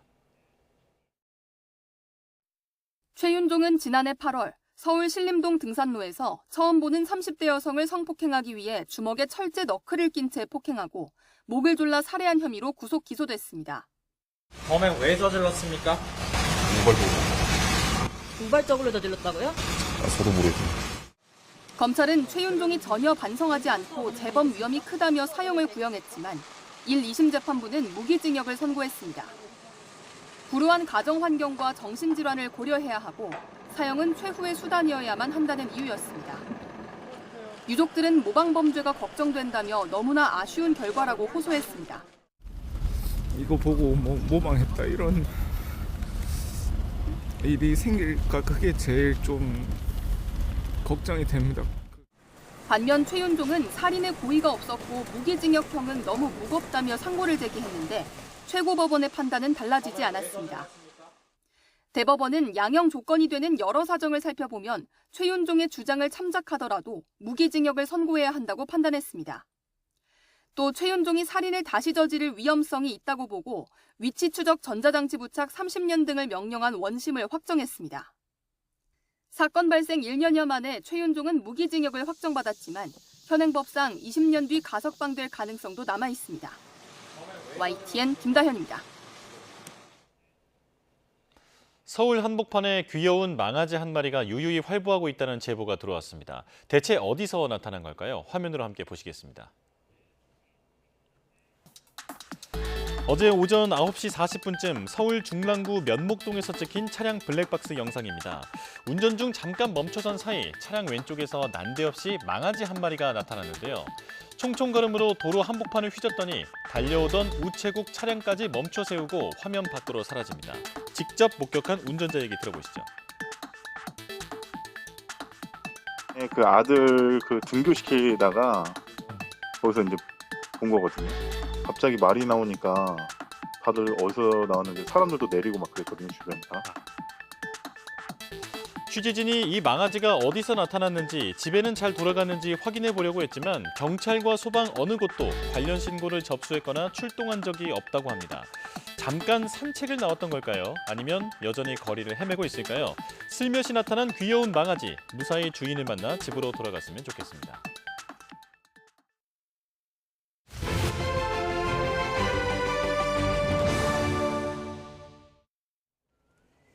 네, 윤석열 대통령이 어제 진행한 국정 브리핑에서 연금 지급을 국가가 보장하겠다고 밝혔습니다. 법률의 명문화에서 청년들에게 우리도 받을 수 있다는 확신을 심어줄 수 있어야 한다고 말했습니다. 강민경 기자가 보도합니다. 윤석열 대통령은 기자회견에 앞서 집무실에서 개혁 과제를 설명하는 국정 브리핑을 40여 분간 진행했습니다. 연금과 의료, 교육, 노동의 저출생 대응까지 이른바 4+1 개혁의 설명이 집중됐습니다. 특히 연금 개혁과 관련해 윤 대통령은 기금 소진을 8, 9년 늘리는 모수 개혁만으로는 한계가 있다며 국가가 연금 지급을 명문화하겠다고 밝혔습니다. 국가가 지급을 보장한다는 것도 법에 명문화해야 합니다. 그래야 청년들에게 우리도 받을 수 있다는 확신을 심어줄 수 있습니다. 이어 청년 세대와 중장년 세대의 연금 보험료 인상 속도를 차등화할 필요가 있다며 이른 시일 안에 구체적인 개정안을 발표하겠다고 말했습니다. 또 출산과 군 복무로 연금 가입 기간에 공백이 생기지 않도록 크레딧도 확대하고 기초연금을 월 40만 원으로 임기 내에 인상하겠다고 약속했습니다. 퇴직연금은 실질적인 노후 소득이 되도록 역할을 강화하고 개인연금은 세제 혜택 등 인센티브를 확대하겠습니다. 국정 브리핑에 이어 기자회견은 예정됐던 1시간을 넘겨 약 90분간 진행됐습니다. 총 19개의 질문이 쏟아졌는데 한동훈 대표와의 갈등설, 김건희 여사 의혹, 최상병 특검법 등 전국 현안에 대한 질문이 많았습니다. 수사가 미흡하면 제가 먼저 특검을 하자고 하겠다라고 했는데 어떻게 법적 책임을 물어야 하는지에 대해서 수사가 저는 잘 되고 있다고 생각합니다. 윤 대통령은 최근 논란이 됐던 김형석 독립기념관장 발탁에 대해서는 개인적으로 전혀 모르고 보통 1번으로 올라온 분을 제청한다며 특별히 현 정부의 입장과 관련 있는 인사는 아니라고 말했습니다. YTN 강민경입니다. 윤 대통령은 이재명 대표와의 영수회담에 관한 질문에 이런 국회는 처음 경험한다면서 부정적인 답변을 내놨습니다. 뉴라이트 인사 임명 논란에 대해서는 국가에 대한 충성심과 능력을 본다며 의미도 불분명한 뉴라이트 여부를 따지진 않는다고 말했습니다. 권남기 기자입니다. 윤석열 대통령은 더불어민주당 이재명 대표의 영수회담 제안에 국회 정상화가 먼저라고 선을 그었습니다. 지금 같은 국회는 살면서 처음 경험한다며 사실상 한탄에 가까운 대답을 내놨습니다. 영수회담을 해서 이런 문제가 금방 풀릴 수 있다면은 그건 뭐 10번이고 왜 못하겠습니까? 어떤 정치인이라도 늘 열어놓겠다던 석 달 반 전 기자회견 답변과는 달라진 모습입니다. 절대 이 협치를 포기하지 않겠다는 자세, 이런 것들이 저는 중요하다고 생각합니다. 한동훈 국민의힘 대표 개인에 대한 언급도 변화했습니다. 지난 5월 회견에선 짧게나마 개인적인 감회를 드러냈습니다. 아니 저와 뭐 20년이 넘도록 이렇게 교분을 맺어온 한동훈 위원장을 뭐 언제든지 만날 것이고요. 이번엔 한 대표가 주어인 질문에 당정으로 답하는 등 거리를 두는 듯한 장면이 이어졌습니다. 다양한 현안에 대해서 뭐 다양한 의견이 나오는 것이 또 자유민주주의 아니겠습니까? 김건희 여사 관련 대답은 여전히 조심스러웠습니다. 특혜 조사 논란에 검사 때 사저에서 영부인 조사를 한 일이 있다면서도 언급은 최대한 자제했습니다. 제가 언급 안 하는 게 맞다고 생각합니다. 더구나 뭐 가족과 관련된 일이라면 더더군다나 다만 한 달 전 약속했던 제2부속실 설치에 대해선 부속실을 만들 공간이 아직 없다고 말했습니다. 가까이면 청와대만 해도 대통령 그 배우자가 쓰는 뭐 이런 공간이 또 널찍하게 있고 한데 용산은 지금 그런 것도 없고. 뉴라이트 인사 임명 논란은 일단 뉴라이트의 정의가 여러 가지라며 국가에 대한 충성심과 역량을 보고 정부 인사를 한다고 답했습니다. 근데 저는 솔직히 뉴라이트가 뭔지 잘 모릅니다. 뭐 뉴라이트냐 뭐냐 이런 거 그런 거 안 따지고 그렇게 하고 있고요. 윤 대통령은 신임 총리 임명 가능성에 대해선 앞선 회견 땐 개각이 필요하다고 말했습니다. 하지만 이번엔 국회의 동의를 언급하며 당분간 현 체제가 유지될 거라고 말해 여소야대의 현실 인식을 그대로 드러냈습니다. YTN 권남기입니다. 여야의 평가는 극명하게 엇갈렸습니다. 여당은 민생을 살리고 국민과 소통하겠다는 대통령의 의지가 드러났다고 호평했지만 야당은 자화자찬만 가득한 브리핑이었다고 혹평했습니다. 손유정 기자가 보도합니다. 국민의힘은 이번 국정 브리핑에서 민생과 경제 그리고 개혁 과제에 대통령의 강한 의지를 확인할 수 있었다고 평가했습니다. 특히 연금과 노동, 의료, 교육과 같은 핵심 개혁 과제들을 소상히 설명하며 국민과 소통하겠다는 뜻도 드러났다고 강조했습니다. 민생을 살리고 국민과 직접 소통하기 위한 윤 대통령의 적극적인 의지가 반영된 브리핑으로 국민은 물론 관련 법안들에 대한 국회 협치도 강조하였습니다. 의료 개혁에 대해서도 실효적인 대책을 제시했다며 집권 여당으로서 4+1 개혁 완수를 위해 최선을 다하겠다고 다짐했습니다. 이젠 정치권이 화답할 때라며 야당을 향해 협조를 촉구했습니다. 반면 민주당은 자화자찬만 일색인 브리핑이었다고 깎아내렸습니다. 민생 대란, 의료 대란에 사과는 한마디도 없이 불통과 독선, 오기만 재확인한 시간이었단 겁니다. 대통령이 밝힌 4대 개혁 구상도 구체적인 내용 없는 추상적인 해법이라고 날을 세웠습니다. 민생이 신음하고 있는데 대통령은 경제 활력이 살아나고 있다고 염장을 질렀습니다. 대통령 혼자 다른 나라에 사는 것 같은 착각마저 듭니다. 조국 혁신당도 전형적인 전파 낭비 브리핑으로 차라리 아무 일도 벌이지 말라는 게 민심이라고 맹비난했습니다. 민주당이 추진하는 지역화폐법을 두고도 여야 공방이 벌어졌습니다. 이재명 당대표께서도 말씀하신 지역화폐 개정안을 당론 법안으로 추진해 소비를 지원하고 골목 상권을 활성화하여 내수 경기를 회복할 수 있도록 힘쓰겠습니다. 한마디로 현금살포법 시즌2입니다. 소비 진작 효과는 미미한데 선심성 빚잔치로 나라의 재정 곡간만 축내는 세금 살포 포퓰리즘입니다. 22대 국회 들어 처음으로 민생 법안을 합의 처리했던 여야는 하루 만에 대통령 기자회견과 쟁점 법안을 두고 상반된 인식을 드러내며 다음 달 정기국회 충돌을 예고했습니다. YTN 손효정입니다.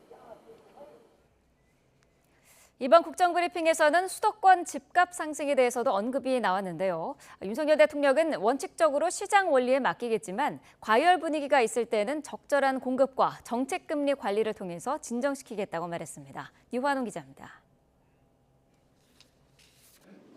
윤석열 대통령은 국정브리핑에서 24조 원 규모의 체코 원전 수주와 세계 수출 5대 강국의 자리를 바라볼 정도로 훌쩍 성장한 상반기 수출 실적을 현 정부의 경제적 성과로 강조했습니다.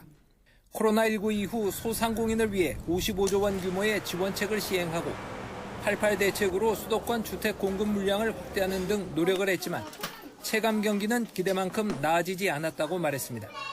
이어 수도권 집값 상승에 대해선 징벌적 과세로 수요를 억누르기보다는 적절한 공급으로 시장 메커니즘이 작동하도록 하겠다고 강조했습니다. 저희 정부에서는 시장 메커니즘이 충실하게 가동이 되도록 이런 그 징벌적 과세를 대폭 줄였고, 그리고 필요할 때는 어떤 적시에 주택 공급을 하기 위해서 지난 8월 8일에 국토부 대책도 과거 연평균에 비해서 11% 이상 공급을 확대하는 것입니다. 급증하는 가계부채에 대해서는 지난 정부에선 GDP 대비 90% 후반대였지만 현 정부에선 90% 초반대에서 관리해가고 있다고 밝혔습니다. 집값이 천정부지로 오르는 것을 저희가 시장 원리에 따라서 공급도 늘리면서 정책금리에 대한 좀 관리를 통해서 또 우리 경제에 리스크가 될 수 있는 부분들은 잘 관리해 나가도록 하겠습니다. 어려움이 계속되는 소상공인과 자영업자들을 위해 대출 상환 기간 연장과 저금리로 갈아타기 등 조치도 차질 없이 시행하겠다고 말했습니다. 대기업들을 향해서는 추석 명절을 맞아 내수 회복에 동참해달라고 당부했습니다. 우리 대기업들이 올 추석 명절에 온누리 상품권을 구매해서 상생과 내수 진작에 도움이 될 수 있도록 많이 협조해 주시기를 간곡히 부탁드립니다. 윤 대통령은 민생 경기 회복을 위해 모든 힘을 쏟고 있다며 우리 경제가 확실히 살아나고 있고 앞으로 더 크게 도약할 것이라고 강조했습니다. YTN 유환홍입니다. 식약처가 마약 성분이 들어있을 것으로 의심되는 제품 30여 개를 조사했더니 모든 제품에서 대마를 비롯한 마약 성분이 검출됐습니다. 주로 대마 사용이 합법화된 나라에서 판매되는 제품들인데 국내에서는 엄연한 불법이기 때문에 소비자들의 주의가 필요합니다. 홍선기 기자가 취재했습니다. 해외 검색 사이트에 HHC5를 입력하자 젤리 등 다양한 제품이 나옵니다. HHC5는 대마와 비슷한 환각 증상을 일으켜 국내에서는 임시 마약류로 지정된 성분인데 해외 직구로 버젓이 구입이 가능한 겁니다.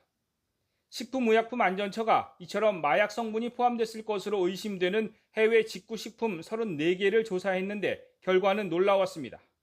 하나도 빠짐없이 모든 제품에서 마약류나 국내 금지 성분이 검출된 겁니다. 검사 결과 구매 검사한 34개 제품 모두에서 대마 등 마약류 성분이 확인됐으며 이 중 2개 제품은 멜라토닌 등 국내 반입 차단 원료 성분도 함께 표시된 것으로 확인됐습니다. 특히 4개 제품에선 향정신성 의약품인 크라톰과 미트라지닌이 새롭게 확인돼 국내 반입 차단 대상 원료 성분으로 지정됐습니다. 이번에 적발된 제품들은 젤리나 초콜릿은 물론 차나 음료, 과자와 식이 보충제 등 다양한 식품 형태로 유통되고 있습니다. 모두 영국이나 네덜란드, 미국 일부 주와 같이 대마가 합법화한 곳에서 유통되는 것들이지만 국내에서는 엄연한 불법입니다. 해당 식품을 섭취하는 건 물론 반입하는 것만으로도 마약류 관리법에 따라 처벌받을 수 있어 주의가 필요합니다.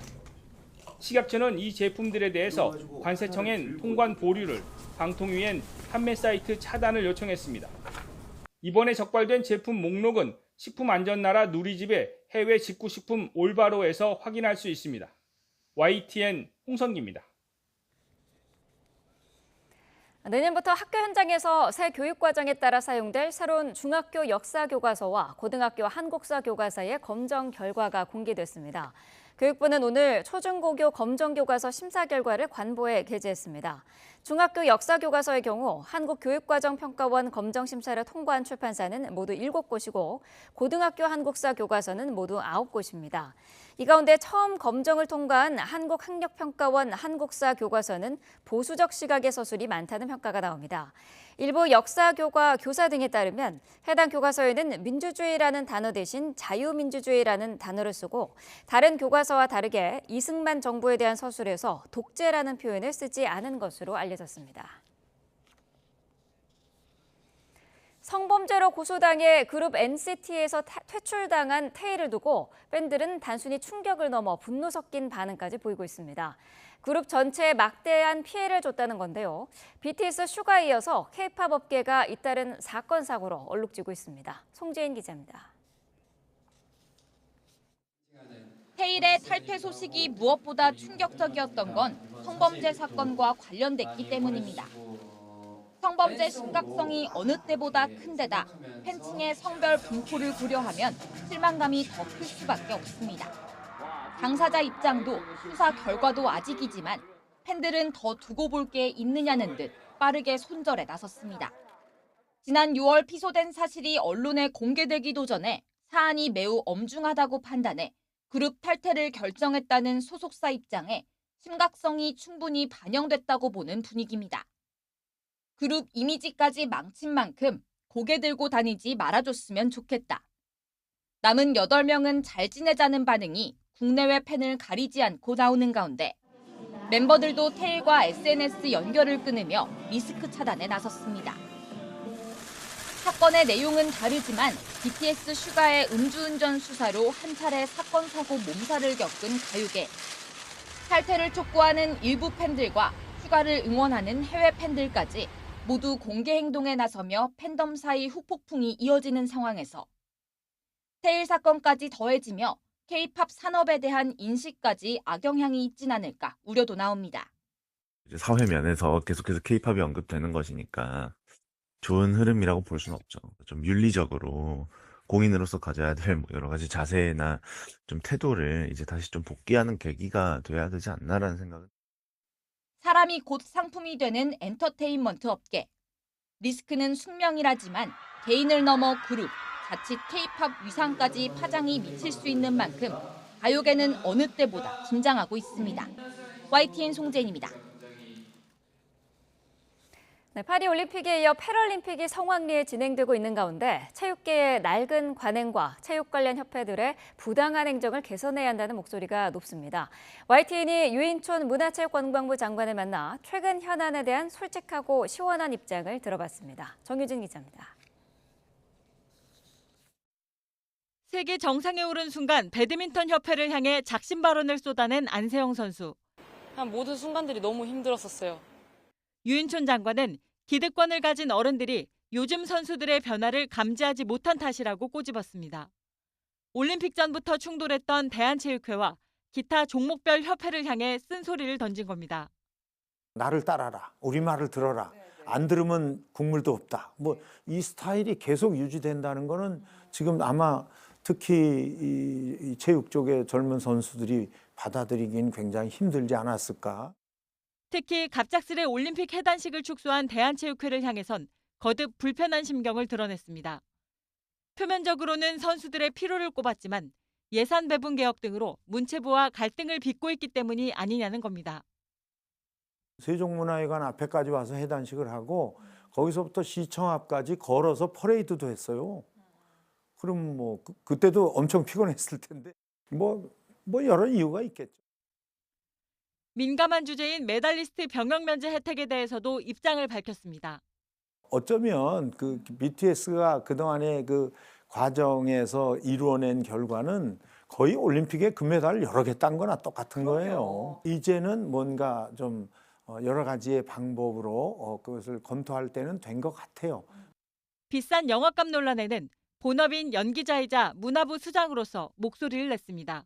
최민식 배우가 아마 그런 얘기를 한 거는 좀 비싸졌다.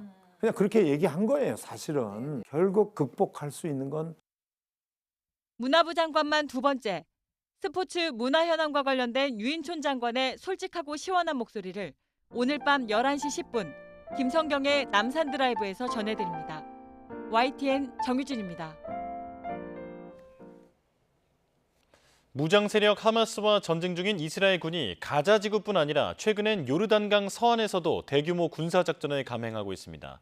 민간인 피해에 대한 국제사회의 우려가 커지는 가운데 EU 외무장관 회의에서는 이스라엘 극우 장관들에 대한 제재를 촉구하는 목소리도 나왔습니다. 박영진 기자입니다. 폭격에 구멍이 뻥 뚫려버린 모스크. 이슬람 무장 세력이 숨어서 폭발물을 만든 곳이라며 이스라엘군이 공개한 영상입니다. 이스라엘군은 또 여러 테러 공격에 연루된 무함마드 자베르를 포함해 이곳에 숨어있던 테러리스트 5명을 교전 끝에 제거했다고 밝혔습니다. 대테러 작전이라는 명목으로 이스라엘군은 최근 요르단강 서안에서 최대 규모의 군사 작전을 펼치고 있습니다. جرفوا بأجزاء من البيوت قصفوا بيوت العبادة وهذا أكثر شيء عز علينا وأبكانا بيوت العبادة. 안토니오 구테우스 유엔 사무총장도 민간인 희생을 규탄하며 이스라엘의 서안에서의 군사작전을 중단하라고 촉구했습니다. 가자 지구의 상황도 여전히 참혹합니다. 29일 새벽 이스라엘군의 공습에 가자시티의 건물이 불타면서 어린이를 포함한 주민 8명이 또 목숨을 잃었습니다. سمعنا صوت القصف الساعة 3:30 سمعنا صوت الزعاق ناس في الشارع بتزعق طلعنا نجري لقينا الدار ماكله هوايه وبدت النيران تشتعل. 호세프 보렐 EU 외교안보정책 고위 대표는 이스라엘 극우 장관들에 대한 제재를 촉구했습니다. 인질 석방을 위해선 가자 주민 200만 명을 굶어 죽게 놔두는 것도 정당화되고 도덕적일 수 있다고 말한 이스라엘 재무장관 등을 겨냥한 것입니다. And I think that the European Union has not to have taboos in order to use our toolbox in order to make humanitarian law respected. 가자 지구에 이어 요르단강 서안까지 이스라엘군의 동시다발적인 공습이 이어지고 인질 석방을 위한 휴전 협상은 여전히 답보 상태.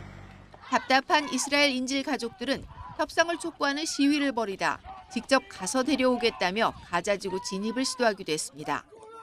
YTN 박영진입니다. 이스라엘과 팔레스타인 무장정파 하마스가 가자 지구에서 소아마비 백신 투약이 안전하게 이루어질 수 있도록 일부 군사작전을 일시 중단하는 데 합의했다고 세계보건기구 WHO 관계자가 밝혔습니다. WHO 팔레스타인 지구의 릭 피퍼콘 대표는 현지 시간 29일 유엔 브리핑에서 가자 지구 10살 이하 아동 65만 명의 소아마비 백신 접종을 위해 다음 달 1일부터 사흘간 가자 지구 중부에서 매일 오전 6시부터 오후 3시 사이 교전을 중단하기로 했다고 밝혔습니다. 가자 지구 중부 접종이 종료되면 가자 지구 남부와 북부 지역에서도 백신 접종을 위해 순차적으로 사흘씩 교전이 중지될 예정이라고 그는 설명했습니다. 양측은 필요할 경우 지역별 군사작전 중지 기간을 나흘로 늘리기로 했다고 피퍼콘 대표는 덧붙였습니다.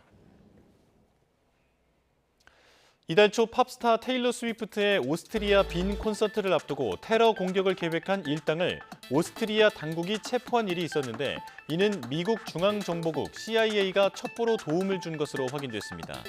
CNN 등은 데이비드 코원 CIA 부국장이 연례 국가안보회의에서 테러를 모의한 일당이 콘서트에서 미국인을 포함해 수만 명을 사살하려는 계획을 세웠다고 밝혔다며 이같이 보도했습니다.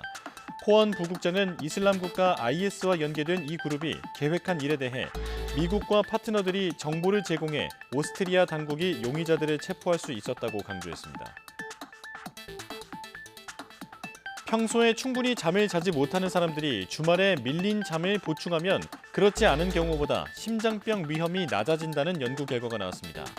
미국 MBC와 CBS 방송 등에 따르면 최근 유럽 심장학회 회의에서 중국 연구자들은 영국의 건강연구 데이터베이스인 UK 바이오뱅크 참가자들의 수면과 심장 건강 데이터를 분석한 결과를 발표했습니다.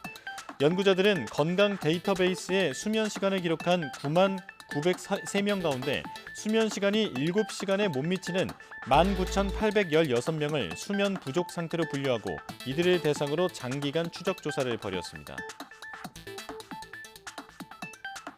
다음 달 말부터 미국에서 30세 미만이 소매점에서 담배를 구매하려면 사진이 포함된 신분증을 제시해야 합니다. 미 식품의약청 FDA는 현지 시간 29일 담배 판매 최소 연령 상향에 따른 제한을 강화하는 최종 규칙을 발표했습니다. 앞서 2019년 12월 발효된 법에 따라 미국 내에서 담배 제품을 구매할 수 있는 최소 연령은 18세에서 21세로 상향됐는데 이에 대한 실질적인 제한 조처를 강화하겠다는 것입니다. 새 규칙에 따라 오는 9월 30일부터 소매업체는 전자담배를 포함해 모든 담배 제품을 구매하려 하는 30세 미만 소비자에게 사진이 있는 신분증 제시를 요구하고 21세 이상이 맞는지 확인해야 합니다. 관광객으로 붐벼야 할 그리스 중부 항구 도시 볼로스의 모래사장이 죽은 물고기떼로 뒤덮였습니다. 볼로스 당국은 칼라 호수에서 시작해 동쪽으로 20km 떨어진 곳까지 죽은 물고기 수백만 마리가 있다며 현재 수거 작업 중이라고 밝혔습니다. 또 지난 24시간 동안 수거한 죽은 물고기가 40톤에 이르고 전체 다 수거하면 100톤 이상으로 추정된다고 전했습니다. 도미니카 공화국 당국이 압수한 마약류 2톤을 불태웠다고 로이터 통신이 보도했습니다. 도미니카 공화국 마약통제국은 현지 시간으로 29일 다른 수사 중에 압수한 코카인, 해시시 등 마약류를 모두 불태웠다며 화면을 공개했습니다. 불에 탄 마약 중에는 콜롬비아에서 출발해 함부르크로 향하던 레몬 선적 안에 숨겨졌던 코카인 1.5톤도 포함돼 있었다고 로이터는 전했습니다. 도미니카 마약 당국은 주요 항구인 카우세도 항구를 통한 마약 운반책을 적발한 것 중에 가장 큰 규모라고 설명했습니다. 당국은 태운 마약류에는 코카인 외에도 마리화나, 해시시, 엑스터시 등이 포함돼 있었다고 덧붙였습니다. 아이 키우기 좋은 보육 환경은 저출산 문제를 해결하기 위해서 꼭 필요한 일인데요. 경기도형 가족 돌봄 수당이 부모의 육아 비용 부담을 덜어주고 있어 주목됩니다. 친인척이나 이웃이 아이를 돌봐줘도 돌봄 수당을 받을 수 있습니다. 최명신 기자입니다. 송성희 씨는 직장 생활하는 딸을 위해 1년 넘게 쌍둥이 손녀를 돌보고 있습니다. 남보단 혈육이 낫겠자는 마음에 기꺼이 육아를 떠났지만 체력적으로 경제적으로 힘에 부칠 때가 많습니다. 그러다 경기형 가족 돌봄 수당으로 가족 모두 마음의 부담을 조금이나마 덜게 됐습니다. 얼마를 맞춰서 준다는 게 쉽지가 않잖아요. 손주 보면서 이게 빚진다라는 말을 간간히 들었는데 제가 경험하니까 그렇다고 그래서 막 이렇게 얘기도 또 못 하겠고. 보건복지부 보육실태 조사 결과 가정에서 영유아를 돌보는 사람의 85%는 친가나 외가 쪽 할머니, 할아버지로 나타났습니다. 하지만 이들에 대한 지원은 거의 없는 실정. 경기도가 지난 6월 부모 대신 아이를 돌보는 친인척이나 이웃에 대해 돌봄 수당을 지급하는 경기형 가족 돌봄 수당을 추진한 이유입니다. 대상을 이웃까지 확대한 건 경기도가 전국에서 처음입니다. 대상자에겐 한 달에 최소 30만 원에서 최대 60만 원을 지급하는데 사업 시작 2달여 만에 벌써 3천 가구를 넘어섰습니다. 언제나 돌봄 사업이 올해 첫 발을 내디딘 만큼 내실 있는 추진으로 도민들께서 체감하실 수 있는 아이 키우기 좋은 경기도가 되도록 지속적으로 노력하겠습니다. 경기도 내 화성, 평택, 연천 등 13개 시군에서 시행 중인데 소득 제한이 없다는 점도 특징입니다. 저출산과 돌봄 공백을 막기 위한 경기형 가족 돌봄 수당이 육아의 새로운 대안이 될지 주목됩니다. YTN 최명신입니다. 메르세데스 벤츠 코리아가 인천 청라 아파트 지하 주차장에서 발생한 벤츠 전기차 화재 피해자들에게 신형 E클래스 세단을 최대 1년 동안 무상 대여합니다. 벤츠 코리아는 전기차 화재가 발생한 인천 청라 아파트 관리사무소를 통해 이 같은 지원 방침을 안내했습니다. 지원 대상은 지난 1일 화재로 차량 전체가 손실 처리된 아파트 입주민입니다. 벤츠 코리아는 다음 달 4일 오후 6시까지 입주민 신청을 받은 뒤 차량을 인도할 예정입니다. 보험업계에 따르면 이번 화재로 전체 손실 피해를 본 차량은 70여 대로 추산됐습니다. 이번 지원은 벤츠 코리아가 지난 9일 인도적 차원에서 인천 화재 피해 주민들에게 기부하겠다고 밝힌 45억 원과는 별개로 기부금은 사고 피해 복구와 주민 생활 정상화에 사용될 예정입니다.